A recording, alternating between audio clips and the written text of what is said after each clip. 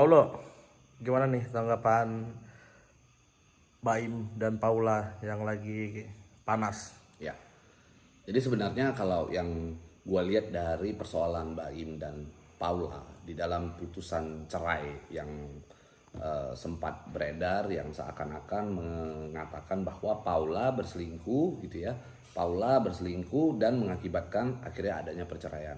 Nah menurut gue itu adalah sebuah putusan yang memang seumur hidup gue jadi seorang advokat itu aneh gitu. Kenapa aneh?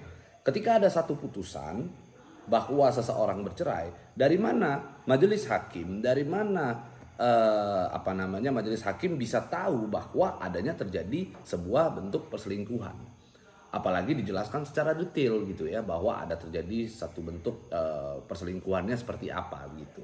Sementara perselingkuhan itu hanya dapat dibuktikan bila mana dilakukan bentuk daripada visum et repertum, atau ada nggak ditemukan sperma ketika melakukan satu perselingkuhan tersebut. Itu di dalam konteks hukum gitu ya, kita hanya berbicara di dalam konteks hukum.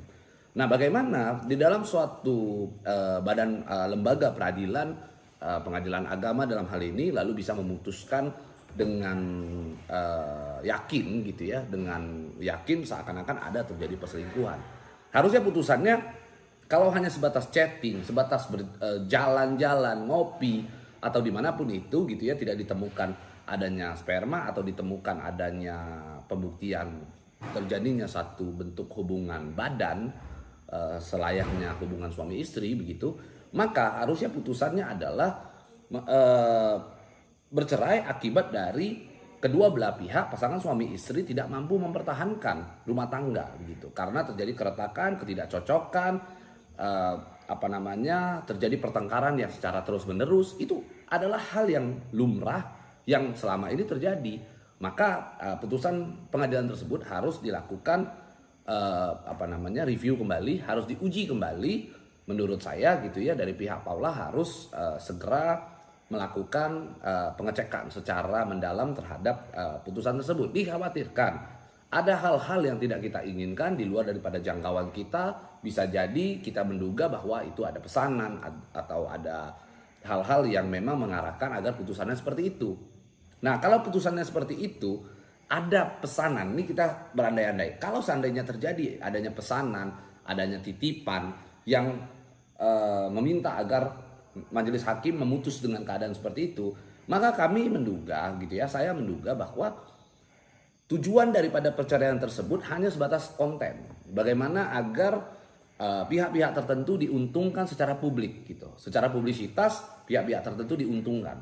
Saya nggak ingin katakan bahwa, saya tidak mengatakan bahwa Baim ingin menguntungkan. Kita tinggal bisa menebak sendiri siapa yang kira-kira paling diuntungkan ketika putusan tersebut dicantumkan atau dituangkan akibat daripada perceraiannya adalah perselingkuhan. Itu yang pertama. Yang kedua, kalau kita merujuk kepada isu yang beredar di publik, menurut saya ini sudah menjadi hal yang tidak sehat sekali.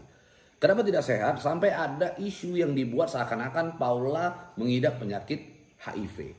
Kembali lagi, penyakit HIV itu hanya dapat dibuktikan secara biologis, hanya dapat dibuktikan bila mana dilakukan pengecekan secara mendalam oleh ahlinya, yaitu dokter. Kalau kita sampai akhirnya percaya terhadap akun-akun yang hanya menyebarkan gosip, justru kita mengkhawatirkan ini akan menimbulkan sebuah drama yang justru hanya menguntungkan sejumlah pihak secara konten. Ada pihak yang mungkin ingin membuat keadaan semakin ricuh gitu ya, membuat keadaan agar pihaknya itu dianggap orang yang baik di depan publik, karena mungkin selama ini orang tersebut dianggap pihak yang bersalah di dalam perceraian tersebut begitu. Sehingga bisa jadi ada pihak yang ingin membuat keadaan mencari simpati publik dengan menjatuhkan orang lain. Itu yang kita khawatirkan. Nah selain itu juga disebarkannya rekaman-rekaman percakapan yang kita ketahui bahwa rekaman percakapan tersebut belum tentu adalah rekaman yang seutuhnya, karena percakapan itu datang masuk hanya pertengahan. Kita nggak tahu sebelumnya berbicara apa, lalu sesudahnya ada berbicara apa begitu. Kalau kita mau melihat merujuk di secara keseluruhan, apalagi ini terkait dengan rumah tangga begitu, maka kita harus melihat dulu Apa konteks daripada pembicaraan tersebut? Ingin mengetahui sebuah konteks rekaman, maka kita harus merujuk kepada awal, asal muasal daripada rekaman tersebut bisa dilakukan. Jadi sebelum pembicaraan itu berlanjut, kata-kata apa duluan yang keluar? Seperti apa? Kita nggak bisa mengetahui secara de facto begitu ya.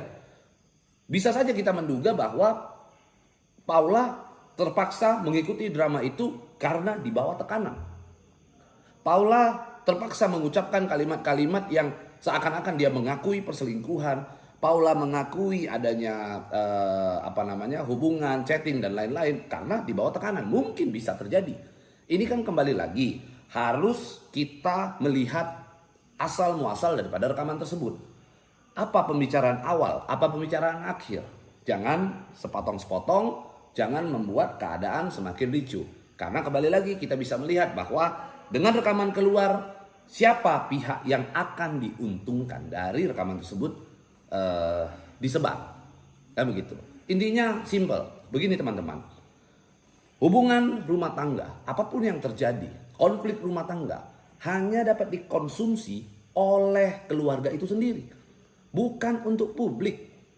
Jangan membuat keadaan rumah tangga yang adanya keributan, pertengkaran, atau mungkin sampai hingga perceraian begitu, yang merupakan sebagai aib daripada keluarga disampaikan ke ruang publik. Karena tidak baik. Aib keluarga harus diumbar-umbar menjadi konten.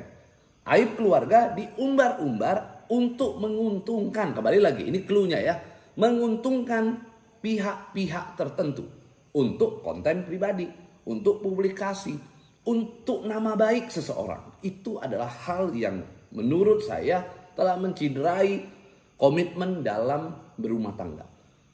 Sehingga saya kira persoalan ini cukup sampai di sini, ditutup karena begini. Kalau memang ketika suami dan istri bercerai lalu katanya diumbar-umbar di sosial media, ketika sudah diumbar-umbar di sosial media dikatakan bahwa dia melakukan semua ini untuk kepentingan anak. Pertanyaannya, apakah dengan aib tersebut diumbar di publik menguntungkan buat anaknya? Justru kita khawatirkan bahwa nantinya akan mengganggu psikologi anak ketika anak beranjak dewasa. Ketika anak bergaul di sekolah, jejak digital kan gak akan pernah hilang. Anak tersebut ketika sudah masuk ke sekolah lalu teman-temannya membuli, bagaimana juga dengan gurunya yang mengetahui jelas, yang mengetahui berdasarkan informasi dari sosial media. Ini kan sangat mengganggu psikologi, mengganggu tumbuh kembang anak begitu. Itu yang sangat disayangkan. Saya hanya berpesan kepada pihak-pihak tertentu yang menguntungkan dirinya sendiri dengan mengorbankan sejumlah pihak, mengorbankan pihak-pihak tertentu untuk nama baiknya sendiri di dalam konten perceraian tersebut. Saya sebut konten karena ini banyak orang yang mengkontenkan perceraian tersebut. Saya berpesan, hentikan. Kasihan anakmu. Kasihan anak kecil tersebut. Jangan sampai anak tersebut justru terhambat tumbuh kembangnya. Jangan sampai ada hal-hal yang mengganggu psikologi anak tersebut. Kalau kita peduli terhadap anak tersebut. Itu.